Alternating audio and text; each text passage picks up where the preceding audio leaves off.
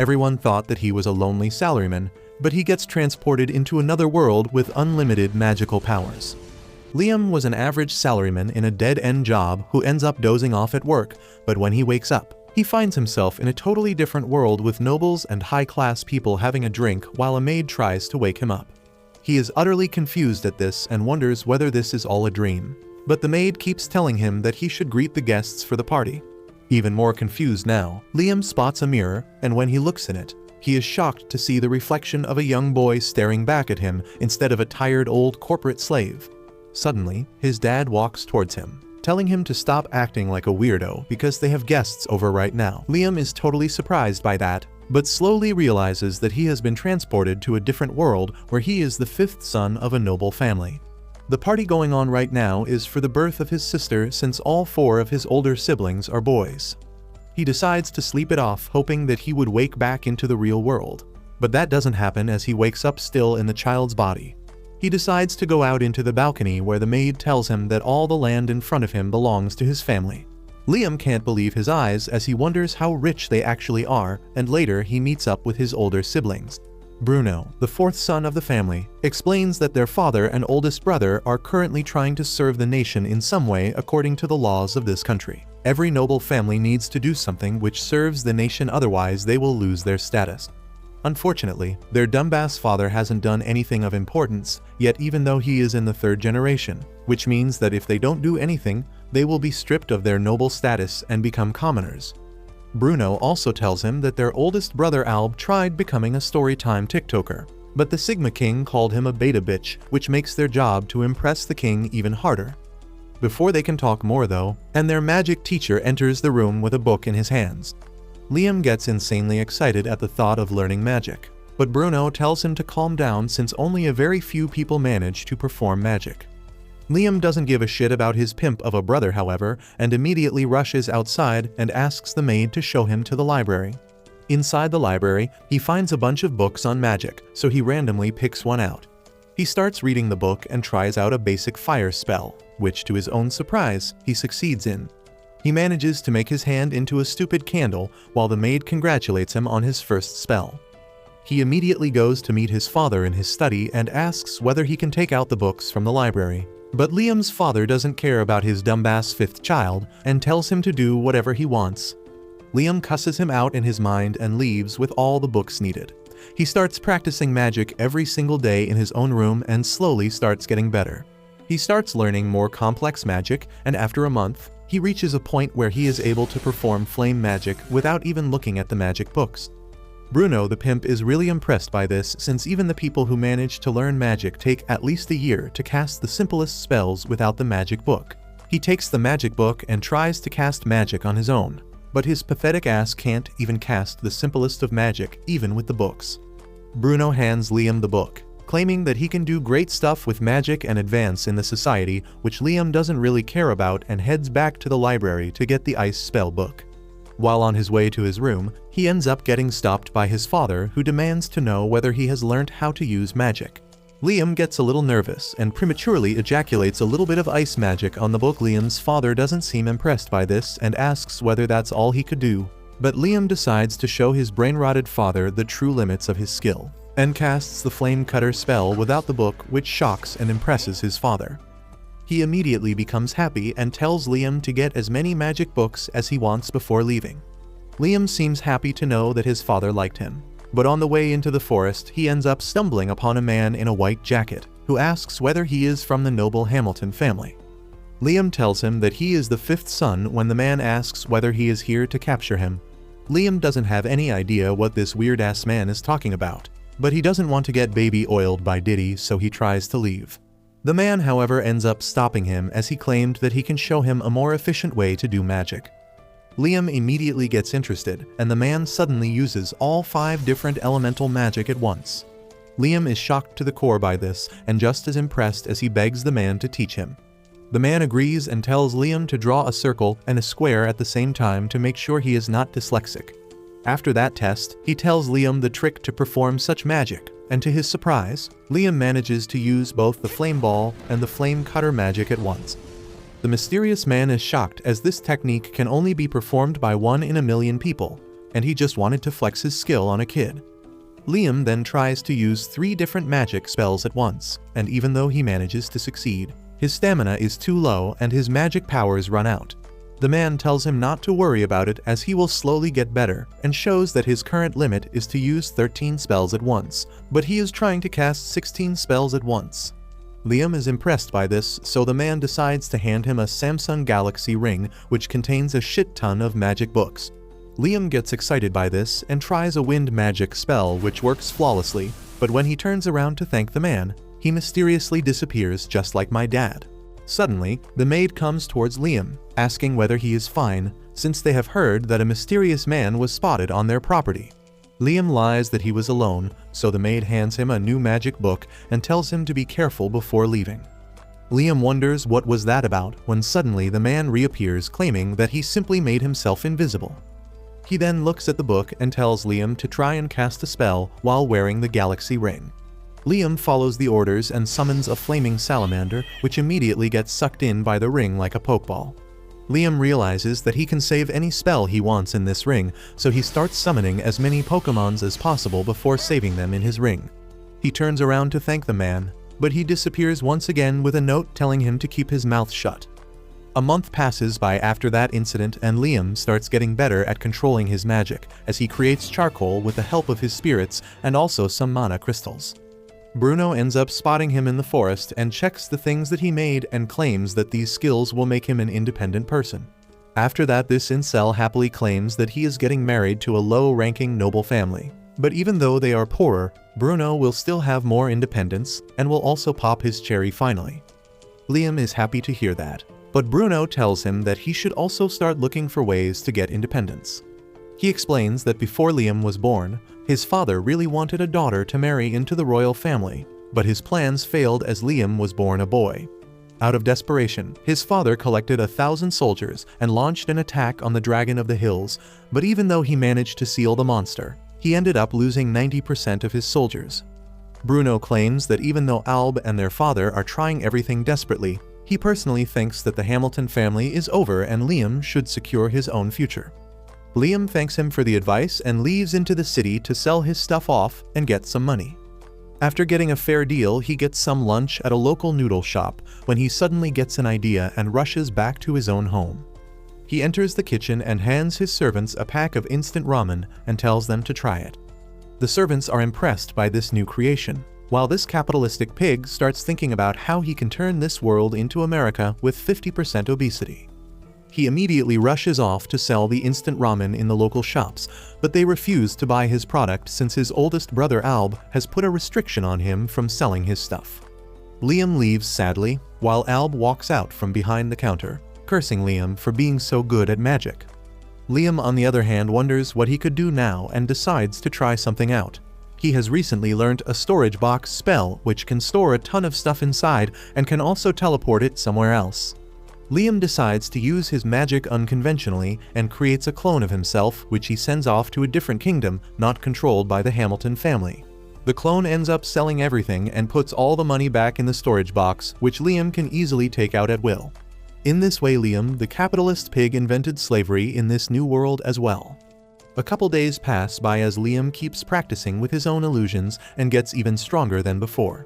Suddenly, one day Alb approaches him and claims that he has been hearing a lot of good things about him and asks what he wants to be when he grows up. Liam immediately gets alert since he knows that Alb thinks Liam is trying to become the next family head instead of him, so he simply says that he wants to find a job and earn money.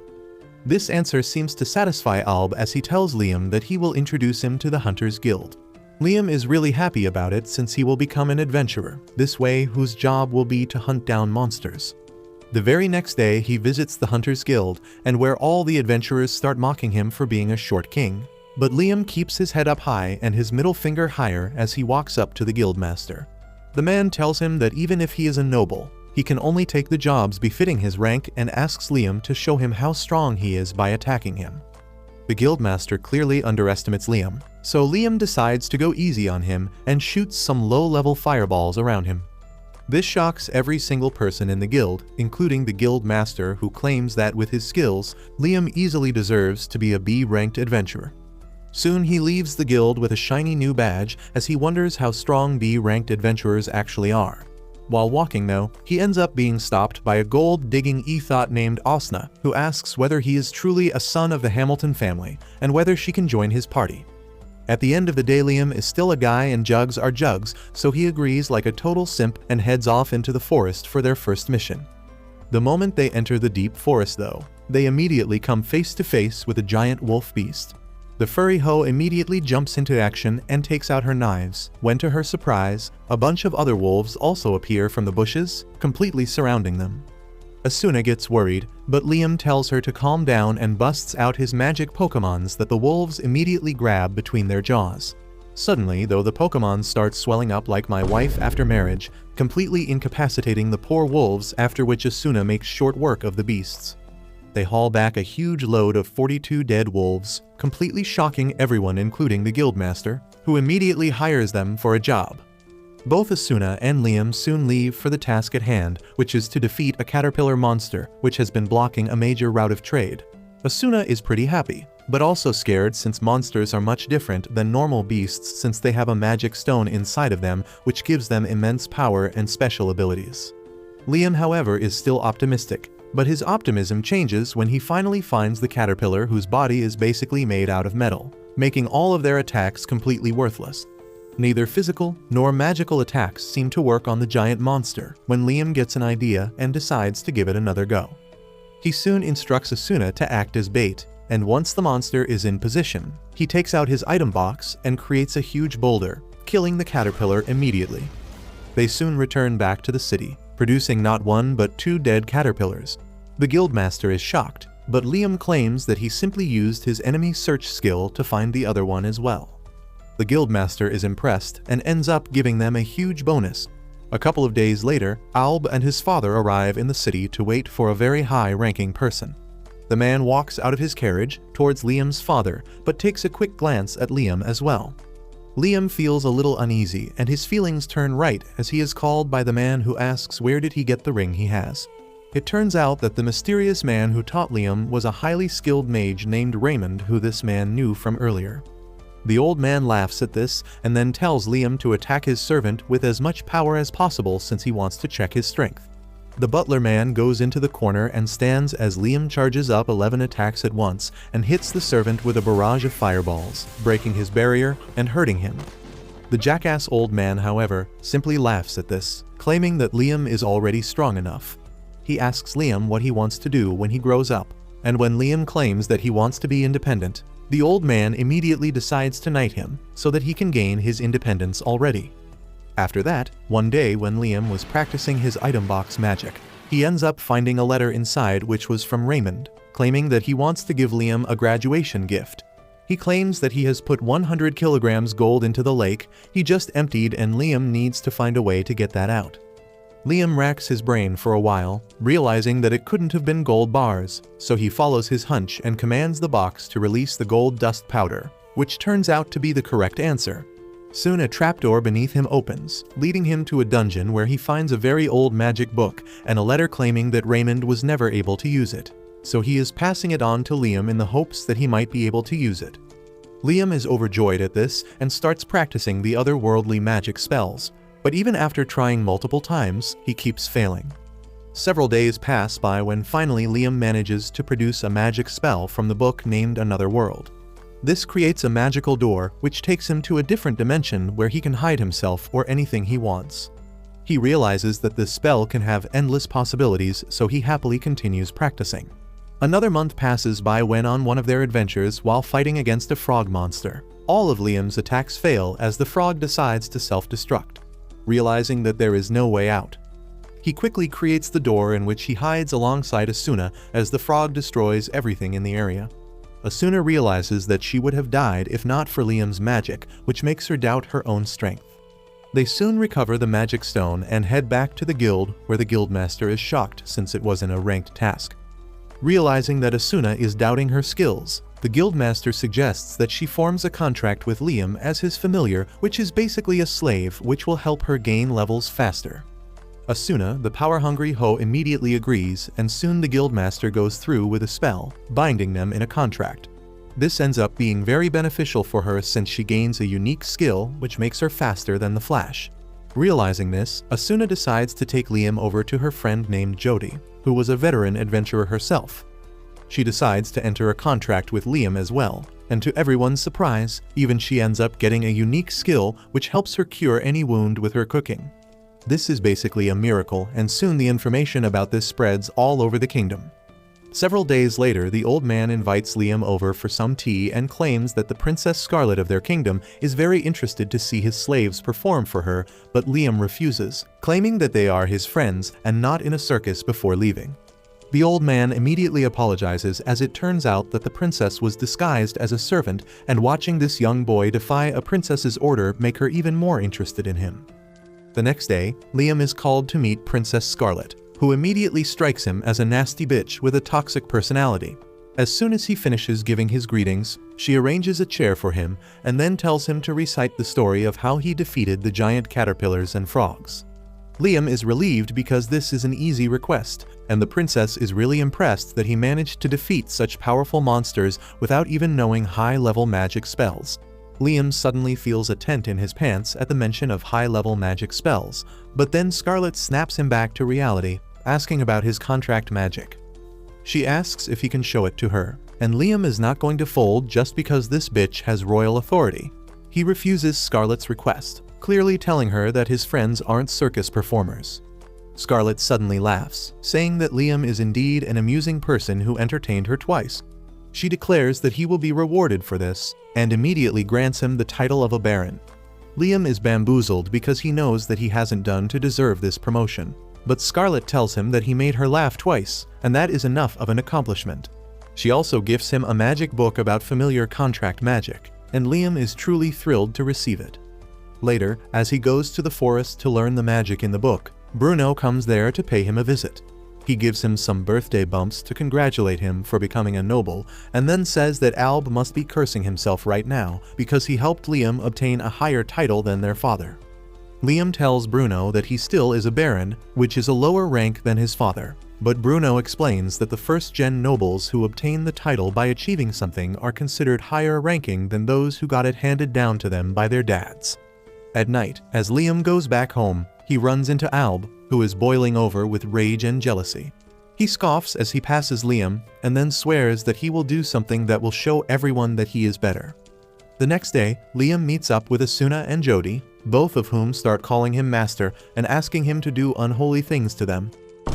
This makes all the men in the city jealous, and Liam finds it hard to endure their gazes. So he takes his girls for monster hunting. Jody is an archer who pins down the wolves while Asuna quickly finishes them off.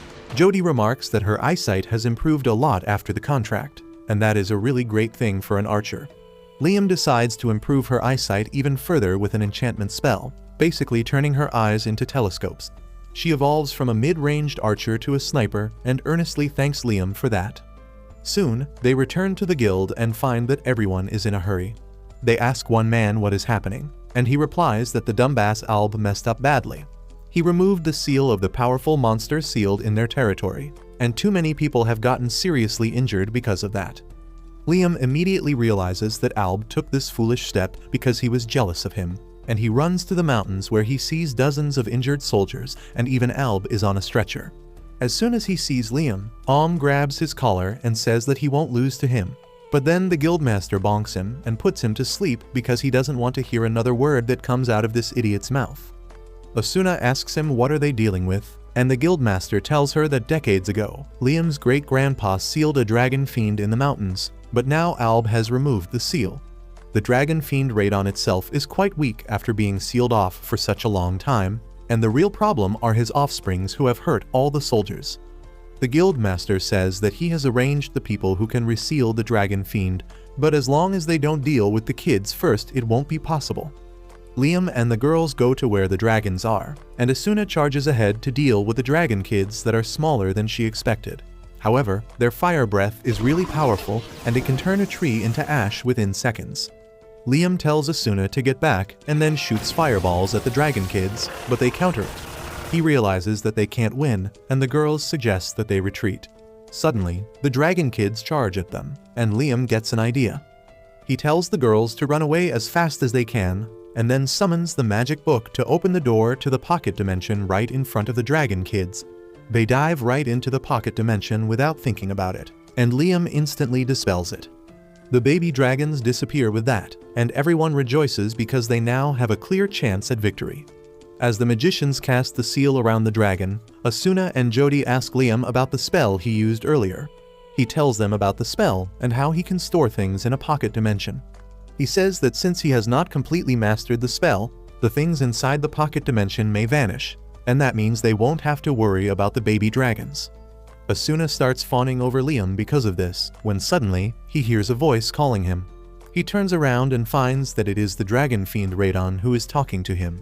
He is shocked and asks how can this happen, but Radon has more important questions for him. He can sense that Liam's body and soul don't match, and he can also read his mind to learn that he is from another world. Liam is still processing this development, but Radon has taken an interest in him. He asks Liam to take him along and show him the kind of future he can create, and assures that he can help him with his power. Liam accepts the proposal because he doesn't get any bad vibes from the dragon. Radon then suddenly turns into mana and enters Liam's body, getting engraved on his hand as a tattoo. Liam can feel energy overflowing from his body, and he immediately gets to test it. He shoots 11 magic missiles without incantation, and when he chants a spell, he can fire 17 of them with perfect control. He is amazed by this, but then he sees all the magicians wheezing and coughing like they forgot their asthma meds this morning. Radon tells Liam to absorb his mana into his body because it is overwhelming the others. Liam does that quickly, and the magicians finally breathe in peace. The guild master thanks him for handling the case so well, and Liam apologizes for the inconvenience his stupid older brother caused for everyone. He decides to make it up to the injured people by donating 10 kilos of gold. Later that night, Liam's dad thanks him for taking care of the mess Alb created. Liam is curious about what will happen to him now, and his dad replies that he will stay under house arrest for the time being, and he will think about his punishment seriously. Liam feels bad for his brother and goes to his room to talk, but doesn't go inside as he hears Alb screaming that it should have been him to revive the Hamilton family and not Liam. Liam realizes that his brother just cared about his family name, and that made him into such a prick. He decides to leave him undisturbed and goes to bed. As he wakes up the next morning, he realizes that he got 2 new exciting spells after forming a contract with Radon. He immediately rushes to the forest to practice them, and after working hard all day, he manages to master just one of the spells.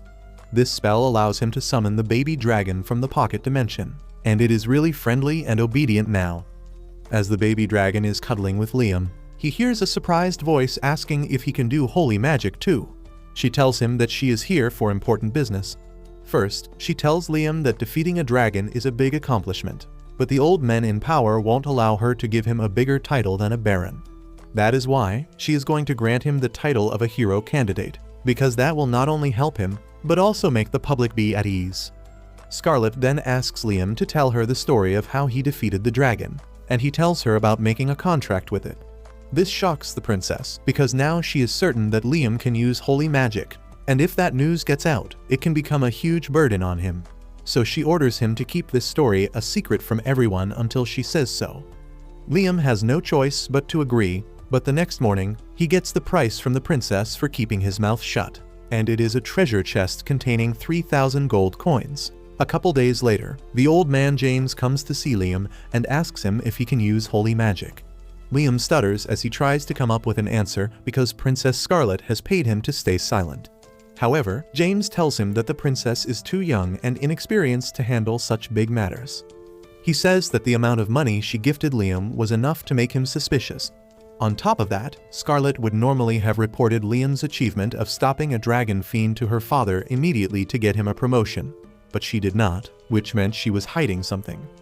On being pressed by James to reveal the details, Liam finally folds, and he admits that after absorbing the power of the dragon fiend Radon, he got some holy magic spells.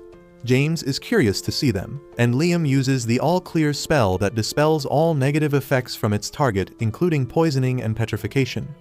James is impressed by this, and then decides to give Liam an important history lesson. He begins talking about the War of 3 Dragons that happened many centuries ago. The dragon that could use holy magic won the war, and then it joined a human who could borrow the dragon's holy magic. That human went on to establish a country, and it is the country in which they live. Liam is a bit confused by how this story fits his context, but James asks him what comes to his mind when he hears that the dragon joined a human. This kinky son of a says that he imagined the dragon marrying the human and having children together, but turns out the rest of the humans are the same. They also thought the same thing, but now James believes that it was the other way round. He tells Liam that he absorbed the dragon into his body, therefore joining it. Liam thinks that his words make sense, and James says that he has the potential to recreate the legend of their country's foundation. That also makes the old man worry about two things, the first concerning the Hamilton family. He tells Liam that his great-grandfather got the title of a noble by sealing radon, but in case he turns out to be the dragon that helped in founding their kingdom, this achievement would be immediately taken back, and in the worst case, their noble status would be dissolved. However, that is the smaller problem, because James fears that the dragon may be angry and plotting revenge against their country for being sealed.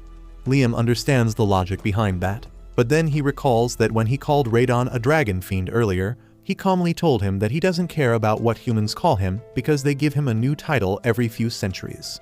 He concludes that Radon isn't angry at the kingdom, and James thinks it is all because of Liam, who properly talked to the dragon and freed him.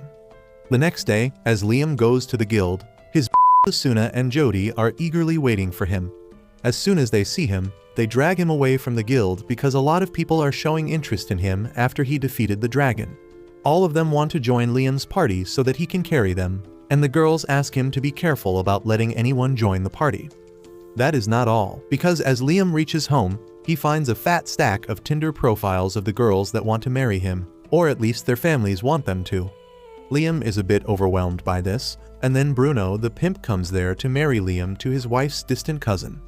Liam somehow dodges all the marriage offers and goes to Asuna and Jody to show them something special. He takes them to the forest, and they hope he is going to show them his foot-long sausage, but instead, he takes them inside his pocket dimension, which has a house inside it now. He tells them that he got it made from some carpenters in another city and then put it in, and since he has mastered the another world skill, the things in this dimension won't vanish. He then gives the girls a tour of the house and explains what positions they will do at each location. Jody thinks that this place is too bright, and Liam decides to experiment on ways to set the lighting just right. He first summons a shadow spirit that turns the entire dimension pitch black, and then uses a salamander to light up the fireplace for some natural light and warmth.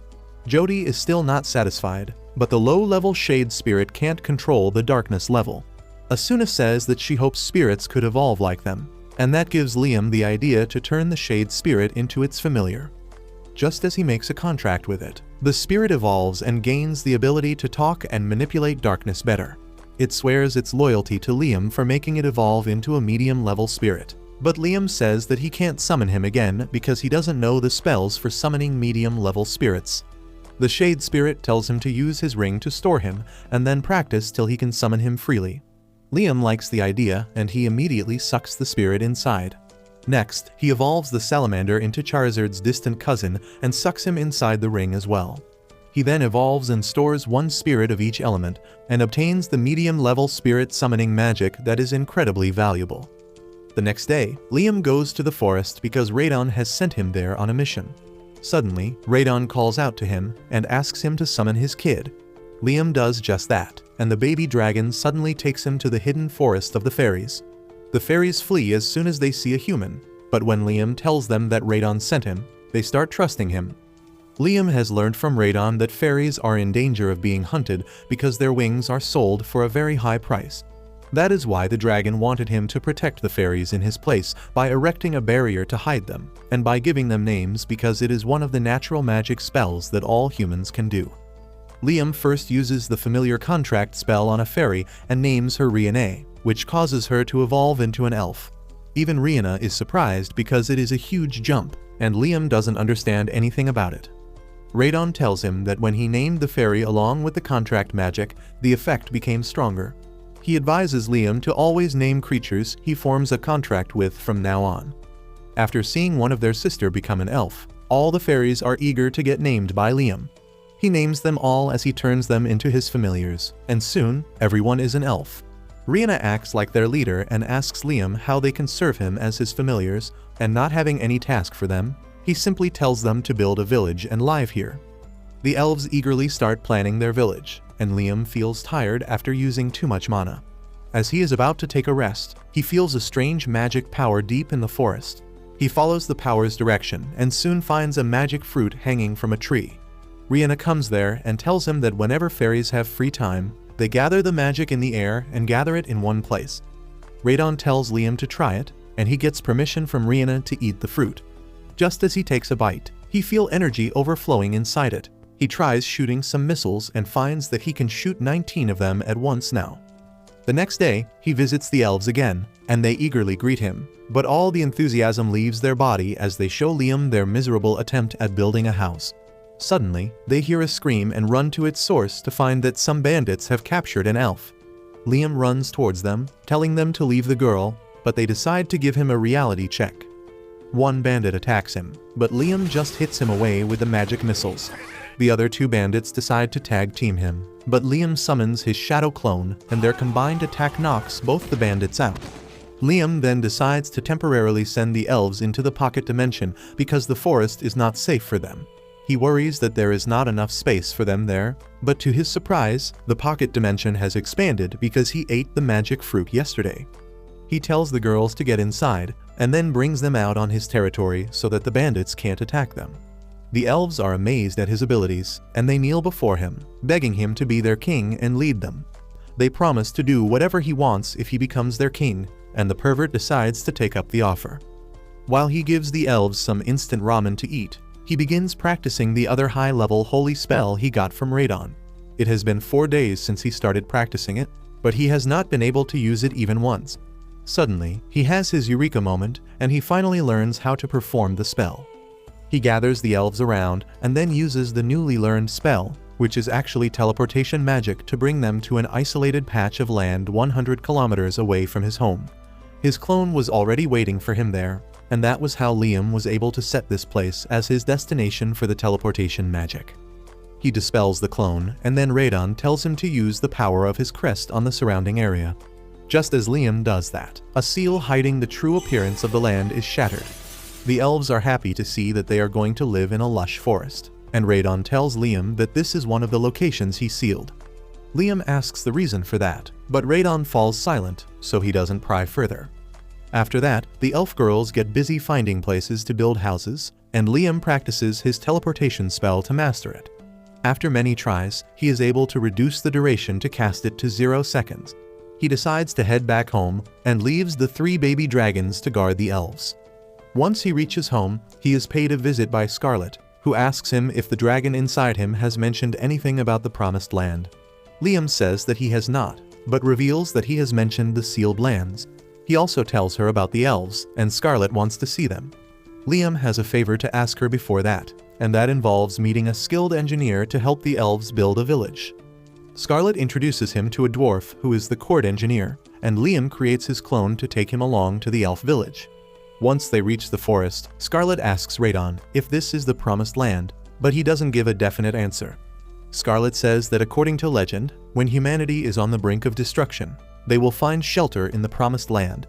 She takes out a ring that is the key for their salvation, and it resonates with Liam's tattoo. He asks to hold it, and just as he touches it, the island starts to float. There is no doubt in Scarlet's mind now, and she kneels before Liam, swearing loyalty to him because he is the master of the promised land, and requests him to create a country here that will save everyone.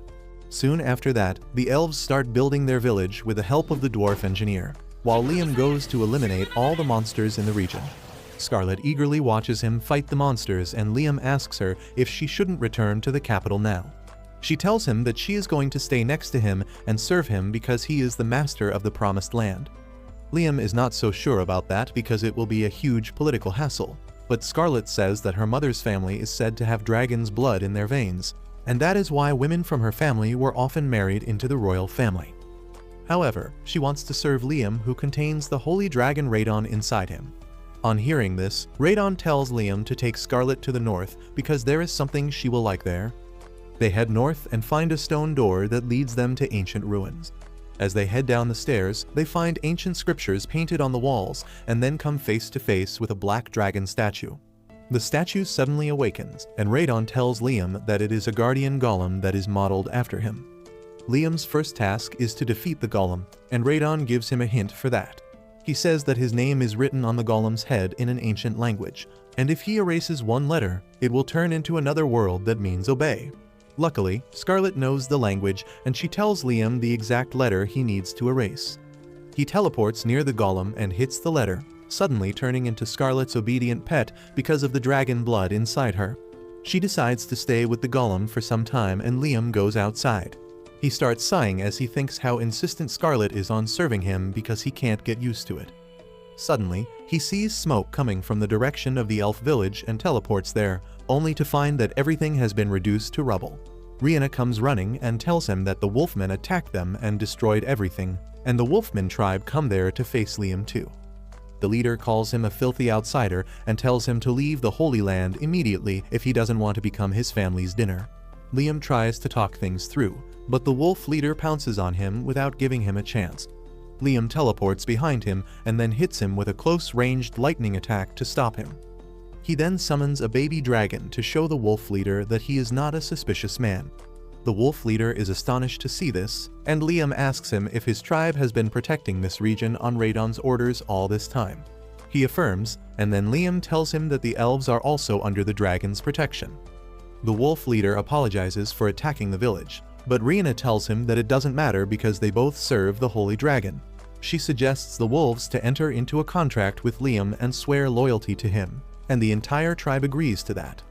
Liam sees no harm in doing that, and he starts with the leader of the wolves. Just as he casts the familiar contract magic on the leader, she turns into a woman. Liam is shocked to see this because he thought that the leader was a male. But anyway, he names her Chris and then forms a contract with the other wolves. The next day, he finds that the newly evolved werewolves are helping the elves to rebuild the village. Chris runs to hug him as soon as she sees him and then apologizes again for damaging the village. Liam wishes that he had a spell to repair everything magically, and Radon tells him that if he doesn't have a spell like that, he can just create it. Liam gets excited on hearing this, and Radon tells him to clearly imagine the entire process from beginning to the end. Liam focuses hard and comes up with an auto-repair magic that allows items to return to their original state, even if they are damaged. After that, he goes to an isolated area to create more new spells. While he is busy practicing an improved version of fire missiles, Rihanna comes there to inform him about an emergency. A group of human soldiers has entered the area, and they are trying to hunt the fairies for their wings. Liam immediately teleports to the location where the humans were spotted and goes to confront them. The soldiers ask him if he lives here and does he know about the fairies. Liam tells them that this place is his country, and they should not come here without his permission. The soldiers just scoff at him, telling him to narrate that story to his imaginary friends. They try going ahead, so Liam shoots magic missiles to warn them. Despite that, one guy rushes towards him, and Liam just teleports on his horse before blasting him away with a magic missile, and then tells them never to step foot in his country again. With that, he returns to his village, where Rihanna introduces him to the fairies that were living in this region till the humans attacked them. She says that all of them want to form a contract with him, and Liam is flabbergasted as he sees their number. He spends the entire evening coming up with 100 new names while he forms contracts with the fairies and turns them into elves, and all of them become residents of his village. Later, Liam brings Scarlet, Rihanna, and Chris into his house in the pocket dimension and shows them the helmet the soldiers were wearing. Scarlet remarks that it is from the Palta Kingdom, which lies next to the Promised Land along with the Kingdom of Jamal, which they belong to, and another country called Quistador. She thinks that the soldiers yesterday were just scouts, and soon more armies will come from the three kingdoms to claim this territory as their own. Liam grows tense on hearing this, and he begins to seriously consider Scarlet's suggestion to build a country here. She tells him that he needs 3 things for a country, that is, land, people, and power. He already has the land, and more people will come as the news about the country spreads. Liam remarks that he needs power, and Chris volunteers to lead the army of werewolves to kill all the intruders who attack them. However, things progress faster than they were expecting, and the next day, a noble from the Jamal Kingdom comes to see Liam on his king's order. He says that Jamal Kingdom doesn't want to fight with Liam, and instead wants to form an alliance with him. For that, the king has offered to marry Princess Scarlet to him. Liam is taken aback to hear this, and though the offer sounds good, he wants to confirm things with Scarlet first. He creates the telepathy spell on the spot so that they can talk without letting others know, and asks if he should take the offer. She tells him that he should, because even if there is a huge political plan behind this offer, the marriage will still help his kingdom greatly. On hearing this, Liam agrees to the noble's offer and says that he will marry the princess, but not immediately. He says that he needs at least 1 year to turn around his tiny nation into a place suitable for Scarlet, and the noble replies that he will convey this message to the king. They leave with that, and both Liam and Scarlet are relieved that the negotiations were successful. After that, Liam sends his clone along with Scarlet so that he can reach her mansion and then teleport him there. Once the clone reaches the mansion, he returns to the village and takes the original Liam to the mansion. Scarlet is there to welcome him, and as they head inside, Liam senses the power of radon coming from the mansion. He asks Scarlet if there is anything connected to the dragon here, and she leads him straight to the church where a silver statue of radon is displayed at the altar. Radon is surprised to see that the statue is still around, and Liam asks what is it. The dragon asks him to cast the all-clear spell on it, and just as Liam does that, the statue turns into battle armor and appears around Scarlet's body. She can use holy magic with the armor's help, but she is exhausted after just one pump and the armor turns back into a statue again. Radon tells them that the battle armor was created by him so that humans could use his abilities, and this one was the most powerful one of them. It is also the last remaining one, but Liam says that they can just make new ones now. Radon likes his confidence and tells him the recipe to make the magic armor. Liam uses the help of his spirits to create a small magic statue first, and then asks Scarlet to put her blood on it to form a contract with it. Just as she does that, the statue turns into an armor, and now she can use holy magic without collapsing after just one attack. Radon tells Liam that high-level magic items like this are close to living beings, and that gives him the idea of using familiar magic on it. He forms a contract with the armor and names it Ares, making it lighter and more powerful. Radon tells Liam that he once named one armor on a whim, but he never thought of making it a familiar, and Liam guesses that it is the giant golem. Radon affirms and tells him to try making a contract with it. Liam immediately teleports to the village and drops his blood on the golem, and it becomes a magic armor around him. He feels power rising inside him and shoots 37 power missiles at once, but that completely exhausts him as well. Radon congratulates him because he is only the third person to survive wearing this armor, and if he can master it, he will own the world.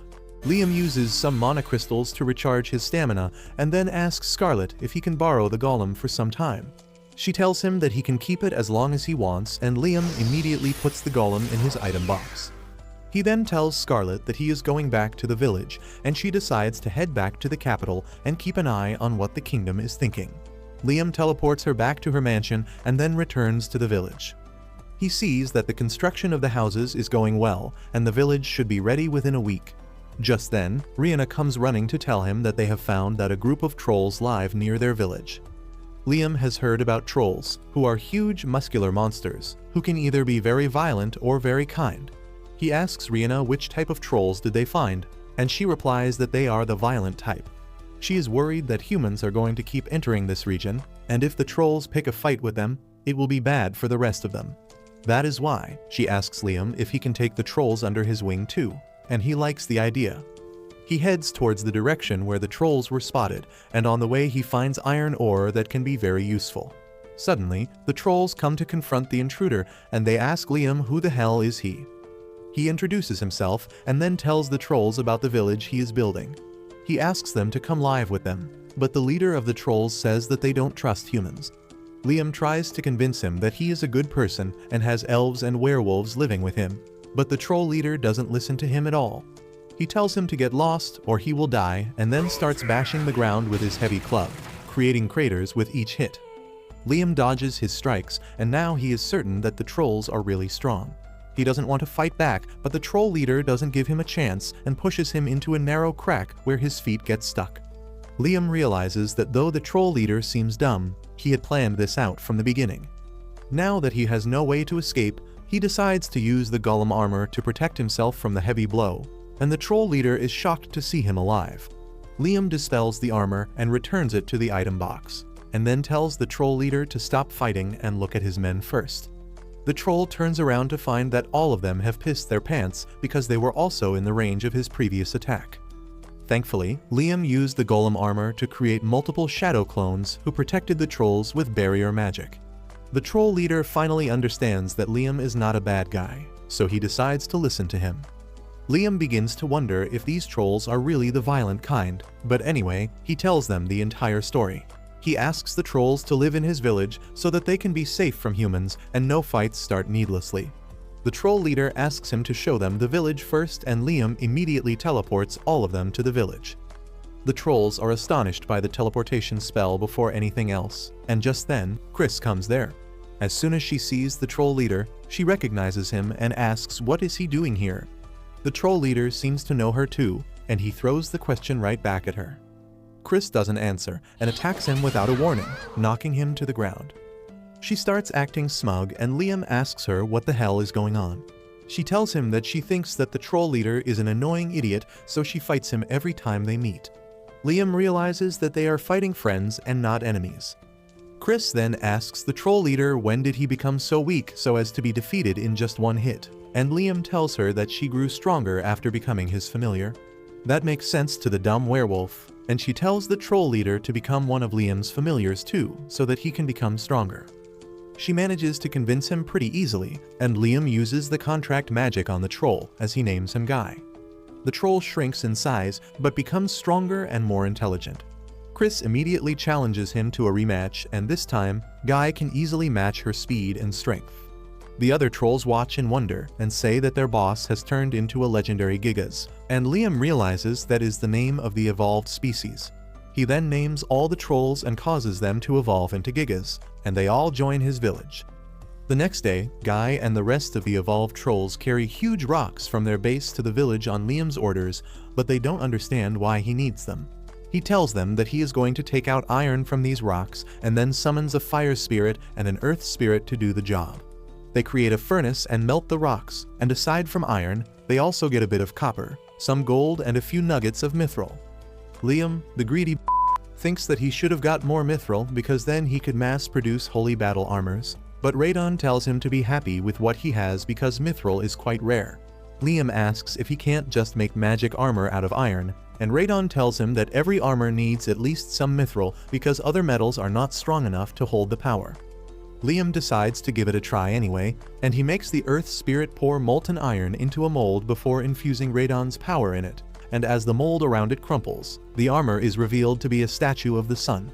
He explains to Radon that if the name given to the armor matches its shape, it should provide better results, and surprisingly, it works. Liam succeeds in creating the first ever holy armor made of only iron. He creates a total of 15 armors after that, and divides them equally among the elves, werewolves, and the Gigas. The next day, as everyone is trying out their new armor, a bunch of bandits arrive there and immediately start talking about how rich they can get by selling the elves. Liam is about to show them their place, but Rihanna asks him to stop because she has got this. She calls a pink-haired elf and whispers something in her ears before sending her to the bandits. The bandits think that she is surrendering to them, but just as their leader tries to grab her, the elf sends him flying with a punch. The other bandits are shocked at this, and they take out their weapons to fight, but the elf girl knocks them out in an instant as well. Liam is moved to see how strong the elves have become with the magic armor, even though they are the weakest species in his village. He thinks that he should make more armor, but then the thought of coming up with new names for all of them drives him crazy. While he is distracted, the bandit leader suddenly appears behind him and takes him hostage, telling everyone to surrender if they want to see this boy live. Everyone collectively shrugs on seeing how stupid the bandit is, and he doesn't even understand why they are acting so carefree. Liam just points his fist at the bandit's chin and knocks him out with a magic missile, scaring the crap out of the rest of the bandits. Later, Liam goes to his pocket dimension and summons a bunch of water spirits there. He asks them if they can separate salt from seawater, and then put it back into his item box, and they agree. He immediately starts pouring the seawater stored in his item box, and the water spirits begin separating it. Liam notices one of them is not working and asks if she didn't understand the instructions, but she informs him that she was the first water spirit he formed a familiar contract with, causing her to evolve. She tells him that because of that, she has become smarter and more capable than other spirits. She boasts that she is learning how to possess things in the real world, but the Spirit King scolds her when she overdoes it. Liam asks her what does she mean, and she explains that strong spirits can possess objects permanently, and they can lend their power to weapons and magic items. Liam is curious to try out this ability of hers, but before that, he decides to make her more powerful. He names the water spirit Zero, and she starts feeling the increase in her abilities. Liam then summons a fire and earth spirit to create a metal statue of the water spirit and asks her to possess it. The spirit does it easily, and by doing that, Liam manages to create a water element magic armor. The next day, he gives the prototype elemental magic armors to Renee, Chris, and Guy, and they can use the power of the spirits inside them. They are really excited because this new set of armor is even stronger than the one he gave them yesterday.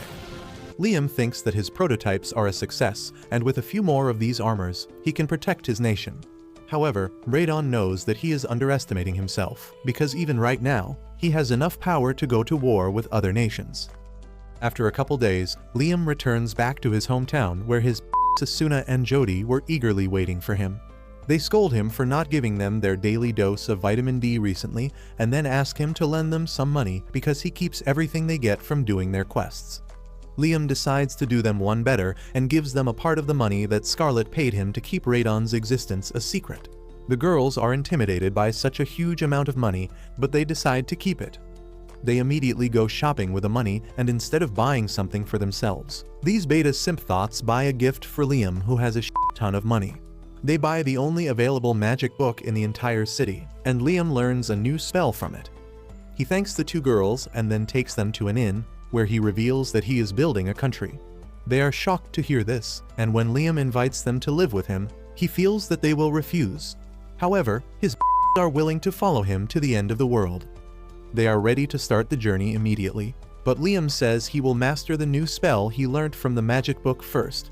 He casts the spell called Dustbox, and a black box appears in front of him. He spams the spell repeatedly to master it, and once he is sure that he has reached the peak, he decides to test it out. He tells the girls that the Dustbox is like the item box, and it can hold things according to the spell user's mana. The girls are curious to know the difference, so Liam puts a slice of their food inside it for 1 minute, and when he takes it out, it starts smelling like his dad's socks. Liam realizes that this spell spoils anything that is kept inside the dust box quickly, and Asuna gets excited to hear him say that it can be useful in some special cases. However, he doesn't know how exactly they can use it. But then he sees a waitress carrying a bottle of wine. Liam immediately chases after her and gets a bottle of freshly squeezed grape juice. He decides to add some yeast to it, and then places it in the dust box for 5 minutes. When he takes it out, it has become wine, and Liam realizes that his guess was right, and this box can ferment things quickly. He begins thinking about how else can he use it, but before that, he decides to test out the relation between time and fermentation. He puts 10 bottles of grape juice into the dust box at 1-hour intervals, and then calls Jody to do the taste test because she just looks young and is actually a veteran hunter. Jody starts with the bottle that was in the dust box for 1 hour and moves up one by one to the bottle that was there for 10 full hours. Jody finishes her assessment and says that the 1-hour bottle tastes like 1-year-old wine. Liam concludes that 1 hour in the dust box is equal to 1 year. After that, he takes Asuna and Jody to his village, and they are astonished to see 3 different races working under him. They bond with each other quickly and throw a party at night. The next day, they go to the forest and find a bunch of wild fruit trees. Liam makes everyone collect fruits so that he can turn them into wine and start his alcohol brand. As always, Guy and Chris start competing with each other, and Rihanna tells them to stop picking all the fruits from the same trees. Suddenly, Liam hears someone crying in pain, and he immediately rushes to help. He sees a pale man biting one of the evolved trolls and immediately hits the attacker with his power missiles. He sends the attacker flying, but he gets up and runs away into the forest. Liam decides not to follow him and turns to check on the injured person. Guy is already trying to wake him up when suddenly, the man turns pale as well and attacks Guy like a rabid dog. Guy somehow holds him back and restrains him, but the man doesn't return to his senses. Liam thinks that he might be affected by some negative status effect, so he uses the dispelling spell on him. The spell starts working, and the man grows calmer as his bite marks heal, and then he falls sound asleep. After seeing all this, Jody deduces that the man was probably bitten by a vampire, and that turned him into a vampire temporarily. Everyone calls her stupid for suggesting that because they know that vampires can't come out in the sun. However, Jody knows more than all of them combined, and she says that it must have been a Dracula. She explains that Dracula is a mutated vampire born once every few centuries, and it is so powerful that because of its influence, the other vampires become immune to sunlight. Liam realizes that they are facing a really tough opponent this time, and he tells everyone to gather as much information as possible. Soon, a werewolf comes running into the village with bad news. He tells Liam that he just spotted an army of 10,000 vampires around 10 kilometers away from the village. Everyone panics on hearing this, and the werewolf scout reports that he saw different species like goblins and orcs in the vampire army too. All this evidence is enough for Jody to confirm that a Dracula is indeed leading the vampires. Rihanna says that vampires are usually a timid species that live quietly, and the Dracula is making them violent. They wonder if they should fight the vampire army, but they also start fearing that they will turn into vampires if they are bitten. Liam decides to evacuate all the nearby villages first and sends his subordinates to warn them. But it is pointless because the vampires had already taken over some villages by that time. The person who saw an entire village of orcs losing to vampires and turning into them tells Liam that there was one special vampire leading the army. While everyone is worried on hearing this, Liam says that he knows how they can stop the vampires quickly. Rihanna uses water magic to drown the vampires, and Chris uses explosion magic to blow them away. Suddenly, the blood particles in the air come together and take the shape of Dracula. Liam was waiting for this chance and then teleports him away to separate him from his army. Dracula is not pleased with that, and Liam asks him if he is willing to coexist with others. Dracula refuses to coexist with other species. That answer is enough to help Liam make his mind, and he attacks Dracula with his power missiles. He easily blocks them all and then appears behind Liam to attack him.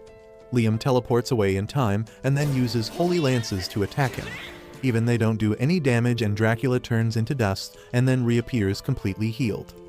Dracula then turns into dust again to attack him and catches him from behind. Liam uses an illusion spell at the last moment as he escapes the vampire's clutches, making him bite an illusion. He tells Liam that his attacks won't hurt him because he is already dead, and he can regenerate infinitely because of the life force around him. He tells Liam that the fight is over and then pounces on him, but Liam has finally got the way to defeat him. He quickly summons the dust box and traps Dracula inside it. Dracula can't seem to break the walls of the dust box, no matter how hard he tries, and he gets frustrated quickly. Liam thinks that living things can't be placed inside the dust box, but since Dracula claimed to be already dead, he can be put in there. He decides to see how long can Dracula hold out in a place where there is no life force, and it takes a full 10 hours before the dust box shows any progress. At night, the dust box tells Liam that Dracula has entered a state of suspended animation, which means he is basically a vegetable right now. Liam is relieved to hear that and thinks that he has finally won. With that, he teleports back to the battlefield, where Asuna and Jody are glad to see that he is unharmed.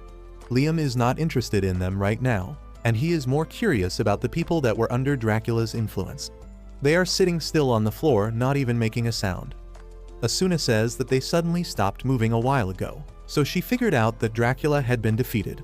She takes Liam to one of the former vampires and breaks his fangs without using any strength. Liam thinks that this means that all of them are free from Dracula's control, when suddenly, some of them start screaming in pain as magic energy is released from their body. Liam doesn't understand what the hell is going on, and Radon explains that all the people here were turned into vampires using Dracula's power. Now that he has been defeated, they are not receiving any power for him, and their bodies are starting to disintegrate. Liam wants to save all of them, and he suddenly remembers that he was able to use the holy magic spell to dispel vampirism from an evolved troll earlier. He tries it out on a vampire, who turns into a normal goblin within seconds. Liam is hopeful that he can save everyone now, so he begins casting the holy spell on all the vampires in sight, turning them normal. However, there are more people suffering than he can help, and he starts panicking. Radon tells him to calm down and reminds him that there is a way to boost his power to help everyone. Liam realizes that he is talking about the golem armor, and he immediately summons and wears it. With his magic power greatly boosted, he modifies the purification spell to increase its range and casts the spell over all the vampires. A blinding light fills the valley as everyone is cured of Dracula's dark powers, but Liam has used up too much energy, and he collapses right as the magic armor vanishes. When he wakes up an hour later, Asuna lashes at him for being reckless, but he is not in the mood for her. He asks her what happened to the people infected by Dracula's power, and she points towards them, showing Liam that they are perfectly fine now. Just then, Chris and Rihanna also come running to check up on Liam, and he tells them that he is fine. He then asks Rihanna to gather all the original vampires because he has to talk to them. Soon, the vampires stand in front of Liam, and he is surprised because there are not even 20 of them in total. The oldest vampire steps up and bows to Liam, begging him to spare his people. He is ready to accept the responsibility for what happened today and give his life, but Liam tells him that there is no need for that. He says that since they were all being controlled by Dracula, it is not their fault. After that, he offers the vampires to join his village and promises that he will make it possible for them to move during the day. The vampires are taken aback by his offer, and Liam ensures them that he is not like Dracula. He then tells the vampires that if they want to join his village, they will have to follow 2 rules. The first rule is to do what he says because Loki dreams of being a dictator, and the second rule is not to cause trouble with other residents of the village. The vampires gladly accept the offer, and Liam starts turning them into his familiars. This time, he has made some changes to the familiar contract magic so that he can decide the direction in which they evolve. He uses the advanced spell to turn the vampires into high vampires who don't get destroyed by sunlight. 4 days after that incident, Dracula, who had been rotting inside the dust box, finally vanishes, and Liam finally dispels his dust box that was lying in the middle of the forest. Meanwhile, a noble from a neighboring country sees the video footage of Liam and Dracula fighting. He initially planned to use Dracula as an excuse to send his army into the forest and claim the land. But now he is more curious and afraid of Liam. He asks his assistant to find as much information he can about him, because only then can they take action. On the other hand, Liam's village has grown significantly after the incident with Dracula. The tens of thousands of creatures that were displayed by the incident became his familiars, and now his village has expanded enough to be called a city. As he is inspecting the construction work with his pet slimes one afternoon, Guy comes to inform him that some merchants from the country of Quistador want to meet with the king of this land. Liam says that he is not really a king, but everyone in the village disagrees with him.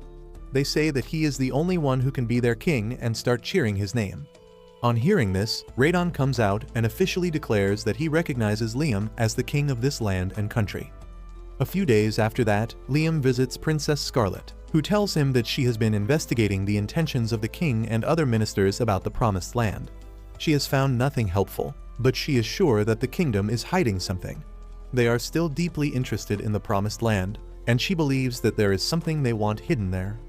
Liam thanks her for the information and then returns to the village, where he asks Radon if he knows what the kingdom is looking for. Radon just gives him a hint, saying that he left the dragon golem to protect the thing, and Liam immediately teleports to the ruins where he found the golem. Radon then tells him to fill the room with his magic power, and on doing so, an underground staircase appears right in the middle of the floor. Liam follows the stairs and comes to a room with mystic ruins carved on the walls. He gets a feeling that it is a storage device just like his magic ring, and Radon tells him that he is exactly right. He tells Liam that everyone knows that dragons love to hoard treasure, and that treasure includes ancient and forbidden magic spells. He says that this place was once his nest, and there are many ancient spells hidden here, and the stronger Liam grows, the more levels he can unlock to find more of them. Liam is thrilled on learning this, and he immediately downloads a spell from the room into his ring. When he casts the spell, white translucent bubbles appear in front of him, and they burst as soon as he touches them while absorbing his magic power. Liam does some experiments and finds that these bubbles cancel out any magic spell, which is a way to prevent anyone from stealing the spells hidden in the room. Radon tells him that he needs to master this spell first before he can access other spells, and Liam starts attacking them with different methods. He finds that the bubbles are immune to physical damage, and they simply divide when they absorb a magic attack. He realizes that he needs to keep attacking the bubbles to master them, and to speed up the process, he summons his clone to help him. While the original Liam creates the bubbles, his clone keeps attacking them, and after a couple hours, he manages to clear the trial and access the spells in the room.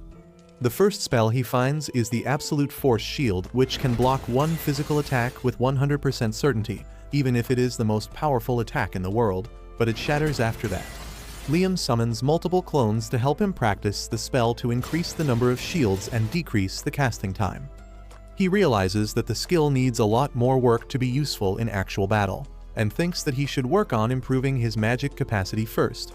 Radon agrees with him, saying that once he increases his magic capacity a bit, he should enter the second floor of the nest to obtain the absolute magic shield that can block one magic attack. Liam suddenly gets an idea, and he tells Radon that he doesn't need to enter the second floor to learn the new spell. He thinks that he can recreate that spell himself by modifying the force shield, and after a while of brainstorming, he alters the formula of the force shield to turn it into a magic shield. Radon is left stunned by his abilities, and he tells Liam that he is the first person in centuries to achieve the feat of creating an ancient spell like this. A couple days later, while Liam is minding his own business, Asuna comes running to him with a message from Guy, who wants to see him immediately. Liam teleports to Guy's location and finds some knights standing in front of the trolls. Guy approaches Liam and tells him that these people are from the kingdom of Palta, and they want to talk to him about an important matter. Just then, the leader of the knights comes forth and introduces himself as Blast. Liam asks him what is the important matter that he needs to discuss, and Blast tells him that the king of Palta wants him to marry his daughter Flora to maintain a good relationship with his country. Liam is taken aback on hearing this, and then Blast asks him about his engagement with Princess Scarlet of the Jamal Kingdom. Liam tells him that they are not going to be engaged this year because they still have a lot of work to do, and Blast sees this as a chance to get ahead. He tells Liam that their country won't delay the engagement at all, and for that, Princess Flora is here too. On his cue, the blue-haired princess comes out of her carriage, and Liam, the little pervert, is left speechless on seeing her. Blast tells him that if he wants he can leave Flora in his care right now, and Liam is shocked to hear how desperate this man is. He says that they should at least discuss a few basic things first, and invites them to his village. Blast gladly takes his offer, but then suddenly, Liam feels danger approaching. He quickly uses the absolute magic shield, and the very next moment, a powerful fire spell comes towards him. It creates a huge explosion, knocking out everyone in its range, but Liam manages to protect Princess Flora from any damage. He wonders what the hell was that, and Radon tells him that it was a suicide bomber spirit, which is an artificial monster created for its great destructive power. Radon adds that the monster was targeting Flora, and if Liam was even a second late, she would be cooked for real. Liam is shocked to hear this and asks who would do this, but then he looks around and finds that Blast is nowhere to be seen. He wonders if he was behind the attack, and Radon affirms, saying that he must have ordered it because nobles are sick and twisted and they can do anything to achieve their goals. Liam is really curious now, and he tells Guy to protect Flora and the soldiers if he wants, while he goes to find some answers. He teleports to Scarlet's palace and brings her with him to the site of the explosion, where Flora is still laying unconscious. Liam tells Scarlet about her, and she tells him that there is no princess named Flora in any neighboring country. That confuses Liam, and he explains the details about meeting a guy called Blast who claimed that Flora was a princess from Palta.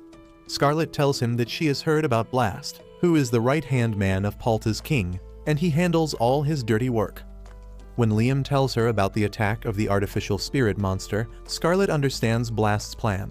She says that Palta wanted to send a fake princess to marry Liam, and as soon as she was in his country, she would be killed so that they could get an excuse to start a war.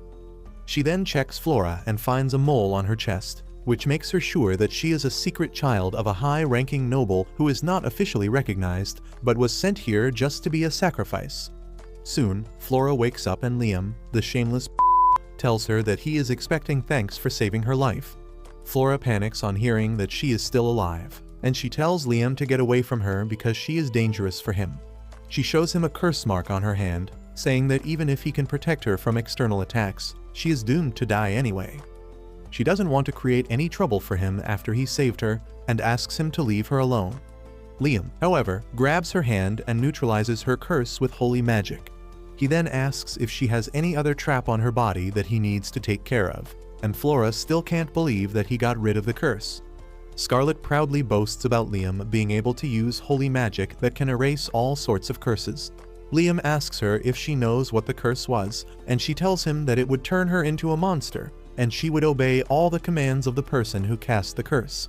Radon suddenly realizes that a dark magic item was used on her, and he believes that it was the same thing that was used to create the Dracula so that he would attack their village.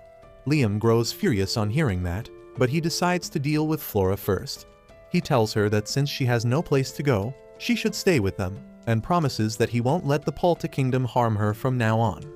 After that, Liam and Scarlet have a private chat, where she tells him that all the 3 neighboring countries in this region are looking down on him, and he needs to show off his power to shut them down.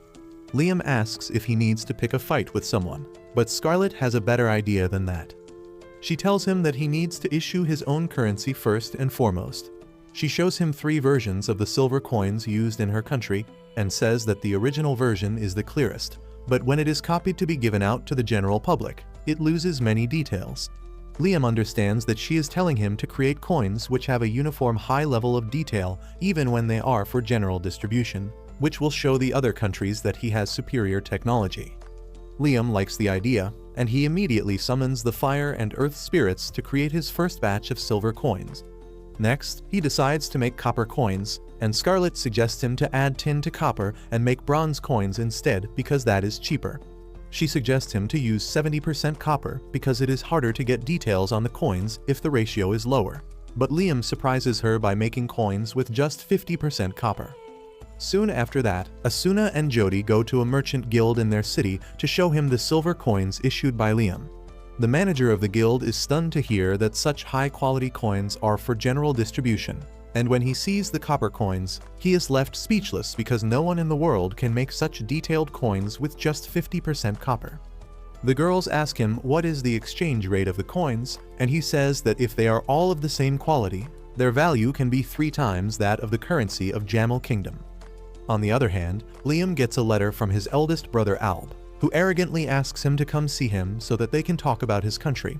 When Scarlet reads the letter, she becomes furious at Alb's audacity, and tells Liam that he doesn't need to respond to his letter because Alb is not the head of their family, and he doesn't even have any power or position.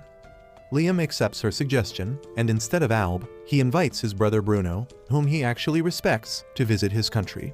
Bruno is surprised to see how developed it is, and he formally requests Liam to let their family do business with his country. Liam gets taken aback on hearing this, but since Bruno is sincere about his request, he agrees to do business with him. Liam contacts Scarlet through telepathy and asks for her advice about the matter before sealing the deal, and she tells him that he should treat Bruno kindly when it comes to taxes and rules of business. On the other hand, she wants him to treat Alb strictly if he ever shows his face here, because he needs to show the world that he treats his friends nicely but doesn't let anyone mistreat him.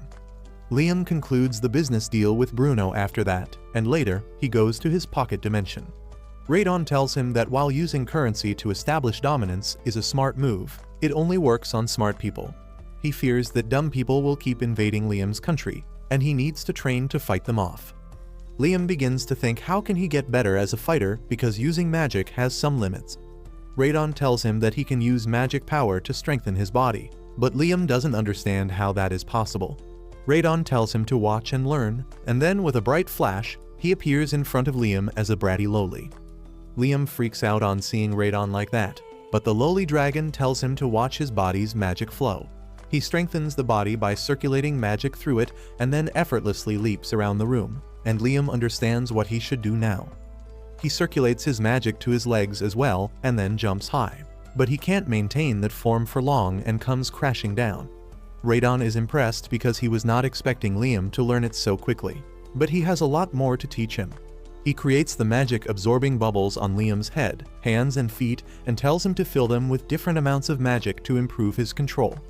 Liam fails to even fill the bubbles properly in the beginning, but he doesn't lose motivation and keeps training till he can easily move magic power around his body. Once he masters flowing the mana around his body, lowly Radon tells him it is time to level up the training. He enters Liam's body and then comes out instantly, adjusting something that is necessary for the second training. Radon then whips out a rope made of light from his palm and tells Liam that they are going to play tug of war with it. When told to pull the rope, Liam tries to do so, but the rope doesn't even move. Radon tells him that to move the rope, he needs to send mana to his hand. Liam immediately sends 10% mana to strengthen his hand, pulling the rope slightly, but then Radon does the same.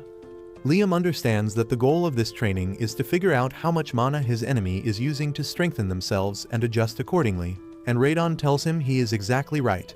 He begins to focus intensely on Radon's mana flowing through the rope and adjusts his mana to match it equally. Suddenly, he finds Radon changing tactics and sending mana through the air instead of the rope to make it harder to detect. Liam finds it tough to keep up, but he manages to hold on till the end, and Radon declares that he passed the second round of training too. For the final round, the dragon lowly asks Liam to fire as many magic missiles as he can at once.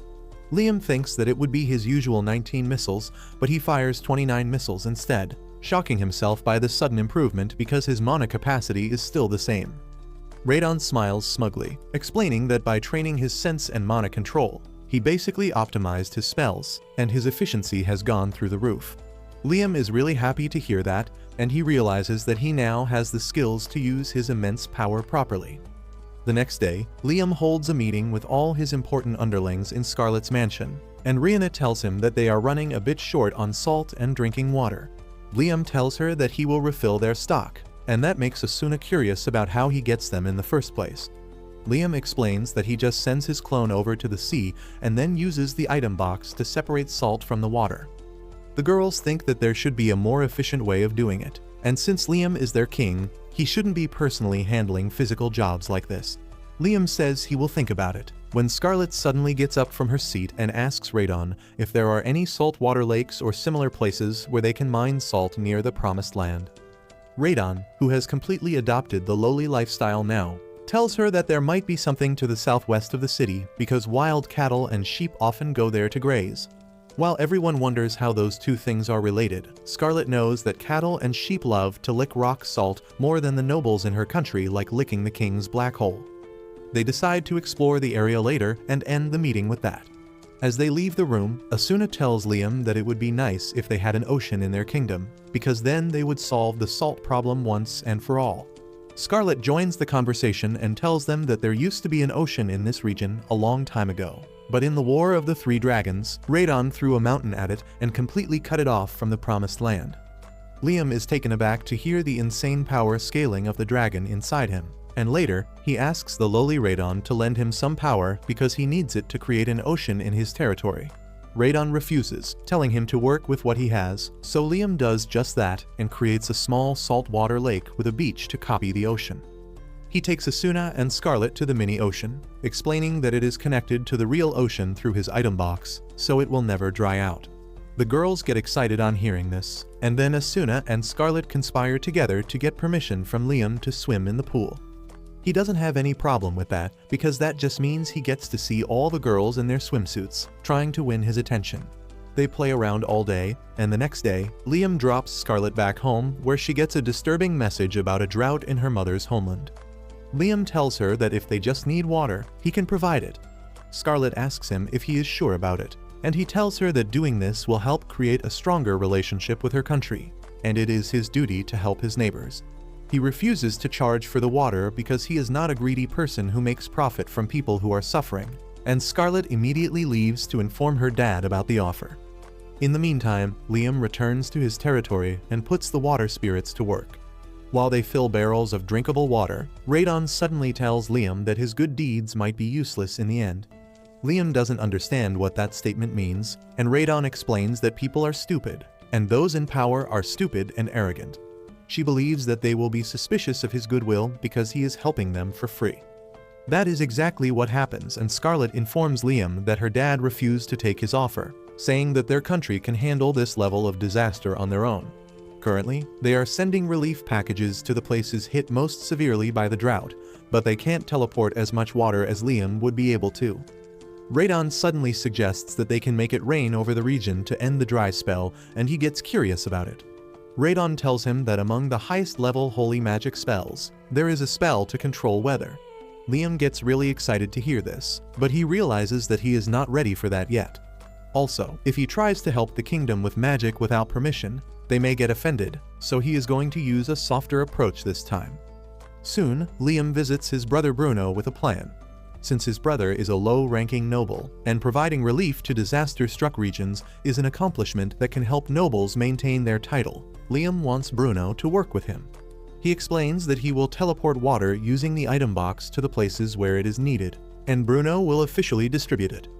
Bruno likes the plan, but he asks Liam to wait for a couple days till he can arrange the cost for water and transportation. Liam tells him not to bother with that and just share his Netflix password with him, because he is not doing this to earn a profit. While Bruno appreciates his plan, the king of Jamel Kingdom doesn't, and he sends some nobles to Liam's place to prepare for his marriage with Scarlet. Radon feels that the marriage preparations are just an excuse, and the king plans to keep an eye on him and make sure that he doesn't help the drought-stricken regions.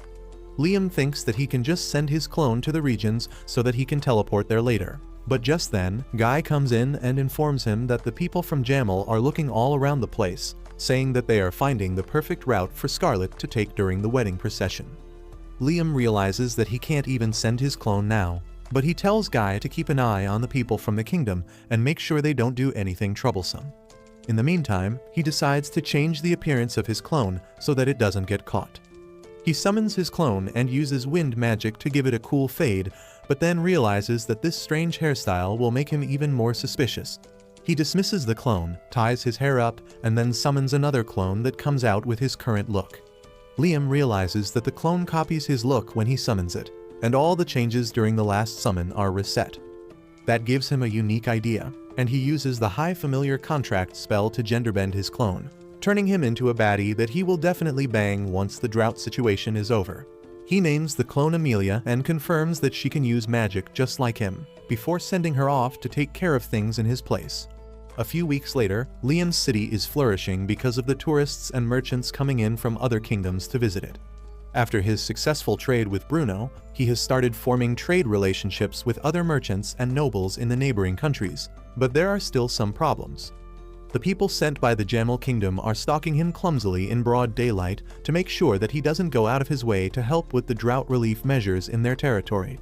Liam notices them easily and just sighs, realizing that he can only wait for his genderbend clone Amelia to do her job. He keeps moving around the city when two of his pet slimes approach him. They look dirty after bouncing on the dirt roads of the city, and that makes Liam decide that his next project would be to create proper roads. He immediately puts the trolls on work, asking them to gather huge rocks and break them down into gravel. He also summons some earth spirits to start digging the road so that he can fill them up. Lowly Radon asks him what method will he build to use the road, because there are 3 common methods used in this world.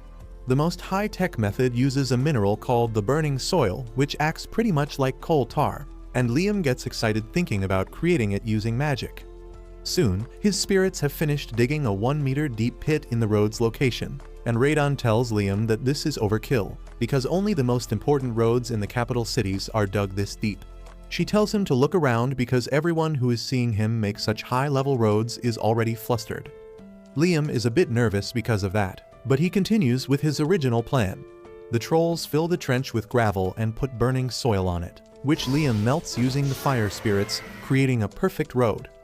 After making the roads using this method all around the city, Liam decides to extend them and transform the roads connecting his city to other places. The work continues without any problem, and soon, the 2 slimes come to Liam with his lunch. As he bends down to pick up the lunch basket, he realizes that something is missing in his roads, and immediately calls the fire spirits to melt the top layer of the road. Next, he asks the earth spirits to slightly lift the center part of the road, giving it a little slope on either side.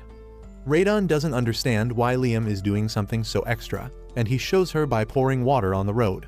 Because of the slope, the water immediately flows outside. Liam then explains that the center of the road is the most used part, and eventually, it will get worn down and then water may pool there. By raising it, the water will flow outside and the road will not be damaged because of it. The next day, the trolls and the spirits continue paving the road according to Liam's instructions, and in the meantime, he decides to train by sleeping on a tightrope. That turns out to be much harder than he expected. Radon asks him what the hell is this new training method, and Liam replies that he needs to use magic to strengthen his body so that he can maintain his balance on a rope. He adds that if he can manage to maintain his balance like this and sleep, he will be able to train even while asleep, and that will make his magic casting much better. He continues to fall from the rope more times, but in the end, he learns how to balance himself properly. Radon tells him that since he can do this now, he must have noticed something new. Liam realizes that the lowly dragon is right, and he begins to wonder what is the difference. Radon tells him that the magic of a person is affected very subtly by the region they live in, and now that Liam has fine-tuned his balance, he might be able to figure that out. He decides to give it a try immediately and spreads his magic to scan the people in the city. He picks out the people with a unique magic signature, and all of them are spies sent after him. However, the shocking part is that all of the 3 countries around him have sent their spies to his city. Liam can't believe that it was not just the Jamel Kingdom that was keeping tabs on him, but Radon assures him that they don't know that he knows about them. Liam is nervous, but then Radon suggests him to display his power to tell the spies to know their place. He begins thinking seriously about it, and pays Scarlet a visit the next day. He asks her about the military strength of the 3 kingdoms, and she tells him that Jamel and Palta have a total of 40,000 soldiers each, while Quistador has 50,000 soldiers in its army. Liam doesn't have to be good at math to know that it means that the 3 kingdoms have over 100,000 soldiers, while his country only has around 10,000 people including the civilians. He thinks that they are no match for the enemies right now, even with the magic armors he has created. He decides that he will try his best to avoid any sort of war right now, and Scarlet tells him to count on her when it comes to diplomacy. Liam then returns to his city, and begins thinking that maybe the other nations on the continent have sent spies to keep an eye on him as well. He decides to check for their presence using his skills, but as he spreads his magic power as far as he can, he senses something unusual. He immediately teleports to the location where he got the odd signal from, and asks his subordinates to stop working on the road. He then summons the earth spirits to dig deep, and they soon find what he sensed. Liam jumps down in the deep pit and finds solid chunks of high mithril, which is incredibly rare. He realizes that there is a whole mine of mithril around this area, and using it, he can create magic armor for everyone in his country and still have some to spare. He finally realizes how to keep the other nations in check, and teleports outside, where Scarlet is waiting for the news. Liam tells her to announce to everyone that he has found a mithril mine which will allow him to give magic armor to everyone in his country, and she immediately agrees. Soon after that, Liam stops the road project completely and brings more of his people to mine the mithril. Rihanna checks the amount of the rare mineral they have, and says that it will be enough to create thousands of magic armors. With the help of the spirits, Liam refines them into mithril bars and begins daydreaming about how rich he would get if he sells them. However, he is also a bit upset that he can't keep working on the road. Rihanna also feels helpless because the elves haven't been contributing to the recent projects. She tells Liam that after making a contract with him, some elves have awakened their magic powers, but they need magic books to learn spells. Liam begins thinking of ways to provide magic books to everyone, when he realizes that his ring is an encyclopedia with thousands of magic spells, and it is made from mithril itself. He realizes that he can make rings for everyone to learn and store new spells, but then realizes that it would not be too efficient. Instead, he thinks that he should create underground rooms like those in the ruins so that multiple people can use them to learn the same spell.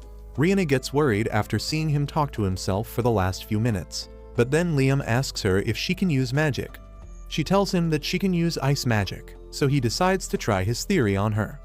He teleports themselves to the city, and using the help of the spirits, he puts a thin layer of mithril under the surface of the road. He then casts a magic spell on it, and then asks Rihanna to stand on top of the road. As soon as she does that, she feels the spells stored in the mithril plate flowing into her brain, and she is suddenly able to shoot a low-level ice attack. She is really excited by this, and Liam explains that the mithril sheet under the road is a magic storage device, and since it is in an open area, everyone can learn magic freely without worrying about the space. That gives him the idea of repaving the entire city road network again to turn it into a giant magic storage device. Soon, Liam completes his objectives, turning the road into a free library of magic spells. Everyone with a talent for magic can use them to fire off magic attacks now, and Rihanna calls this Liam's masterstroke because now even the civilians can defend the city if it is ever under an attack. Liam tells her that he has another huge feature installed in the roads and asks her to stand on the road and use the telephone spell. Rihanna has never even heard of that before, but as she gets on the road and uses the telephone spell, a small magic device appears in her hand, allowing her to call her friend in a different part of the city. She gets thrilled about this and tells Liam that he has made a magic city which is unlike any other place in the world. Later, Liam teaches Flora to use light magic because after entering a familiar contract with him, she is also able to use magic. She is really impressed because she didn't think she had any talent for magic in her, but Liam tells her that this is just a basic level spell. He then explains his plan to lay mithril sheets under the entire road network of his city and come up with new plans to draw water from wells and light ovens. Flora feels that using a rare resource like mithril just to make the lives of the common people easy is wasteful, but Liam doesn't agree with this classist. He tells her that if he can create spells that reduce the time spent on their chores, his people can do things they really want and become happy. Flora starts sucking up to him, saying that he is a really wonderful king who cares about his people when Liam gets a call from Guy. Guy informs him that a group of dragon riding knights from Quistador want to meet him, but Liam has no idea about them. Flora tells him that the dragon knights of Quistador are really famous for their skills and the loyalty of their dragons. Liam is curious now, and he immediately teleports to the location where the dragon knights are waiting for him. He eagerly approaches them, but then the dragons start panicking. Everyone gets confused about what is happening, but the dragon knights quickly figure out that their dragons are afraid of Liam. He doesn't get why they would be scared of him, but then lowly Radon decides to explain that weak beasts are always afraid of someone incredibly stronger than them. Liam finally understands the reason, and then the captain of the Dragon Knights, Sheila, approaches him to greet him. She arrogantly introduces herself as the 19th princess of Quistador, and Liam gets stunned on realizing how weak her father's pull-out game was. Sheila cuts to the chase immediately, challenging Liam to a duel. He gets confused and asks her why should they fight when they just met, and Sheila tells him that the best way for two people to know each other is Netflix and chill, but she doesn't plan to do that yet, so she will choose the second best way, which is exchanging blows. Liam still doesn't want to fight, but Sheila tells him that he can prove worthy of being allies with Quistador only if he impresses her. That offer is tempting enough for Liam, because right now, his relationship with the three neighboring countries are not really great and he needs at least one of them on his side. He agrees to the duel, and they immediately start fighting. Sheila moves like the Flash, disappearing before Liam's eyes, and he immediately creates absolute force shields and absolute magic shields to protect himself from any kind of attacks. Sheila tries hitting him with physical blows first, but the force shields cancel them out. She then shoots some fireballs at Liam, but the magic shields block them. Sheila then vanishes again, and Liam can't figure out if she is using invisibility or super speed. Suddenly, Radon warns him to dodge, and Liam does that just as Sheila's magic sword is about to hit him. She begins moving at super speed again, but Liam creates a little fog around him that allows her to track her movement precisely. Sheila loses her confidence as her super speed becomes useless, and she asks Liam how is he tracking her. He tells her that he can't notice her using his senses, so he spreads some magic fog around him, and he can know where she is by the disturbances in the fog. Sheila is impressed by his cleverness, and she decides to end the duel because she has seen how skilled he is. She tells Liam that they should have a nice relaxed chat now, and he immediately teleports her to his mansion. Sheila is dumbfounded because she didn't know teleportation was even possible, but Liam tells her that it is one of Radon's spells. They go inside, where Liam wonders if Sheila is going to offer a political marriage in order to form an alliance with his kingdom just like Jamal and Palta. However, she says that they only have one main condition, which is to sign a military non-aggression pact. Liam finds it hard to believe and begins thinking that Sheila has an ulterior motive, but she tells him that in her country, there is a saying that they should never attack the Dragon Crown, which is Radon. Liam is curious now, and Sheila says that long ago, their kingdom was almost destroyed because something happened between them and Radon. That is why she came here personally to verify that Liam has the power of the Great Dragon and do whatever is necessary to form an alliance. After taking some advice from Radon, Liam agrees to form an alliance with Quistador, and Sheila starts sweating as she relaxes after the handshake. Liam realizes that she must have been scared while dealing with him since he had Radon's power. After that, Sheila asks him the name of his kingdom, and before Liam can answer, Radon comes out in his dragon form and says that their kingdom is called Liam Radon. Sheila begins vibrating like a Nokia 3310 on seeing the divine dragon in front of her, and even when Radon returns inside Liam, she is still shaken.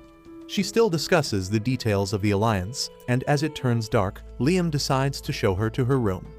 Once they get out of his mansion, Sheila is astonished to see lights coming from all the houses, and Liam explains that he created a system using which magic can be freely used inside all the buildings of his city.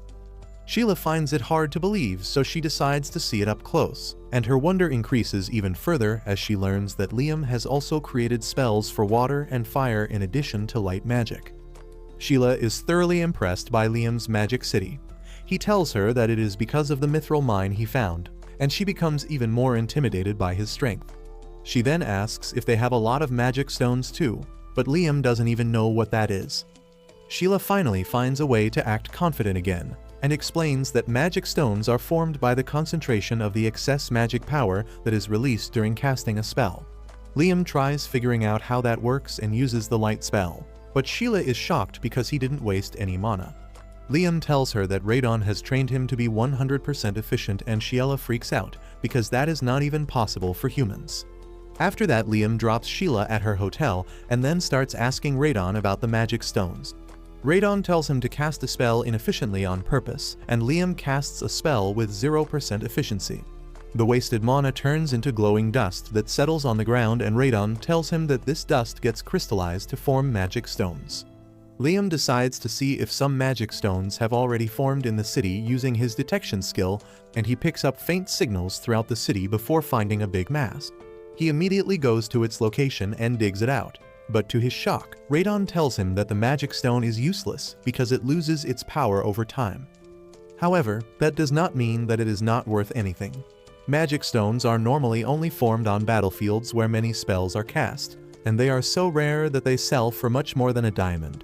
Liam is shocked to learn that, and he realizes that he can use the magic stones to fuel his country's economy. Soon, Liam calls his brother Bruno to talk business. He tells him about the magic infrastructure of the city that allows them to create magic stones regularly, and Bruno's head almost explodes trying to process it. However, when he hears that Liam wants to trade in the magic stones with his help, he gladly jumps on the deal. Liam shows him a magic stone he just dug out, and Bruno tells her that it is a young magic stone that is in demand with newlywed couples. He explains that young magic stones have wider strips that shrink as they grow older. The old magic stones are even more rare and beautiful, so they can be 5 times as valuable as normal magic stones, but they also need to be hundreds of years old to reach that state. That is no problem for Liam, and he summons his dust box to quickly age the magic stone. 3 weeks in the dust box age the magic stone by 500 years, turning it into a small and unique gemstone. Liam is impressed by the stone, and he places it inside his item box so that his female clone, who is a part of a delegation sent to Quistador, can take it out on the other side. The female clone presents the magic stone to the king as a gift to celebrate their alliance, and the king is left speechless on seeing the 500-year-old magic stone. Soon, the delegation returns to the city, and Rihanna tells Liam that the king and the queen were stumped on seeing the magic stone. They sent a lot of gifts in return as well, and Sheila is going to pay them a visit again to advise Liam about his foreign policy.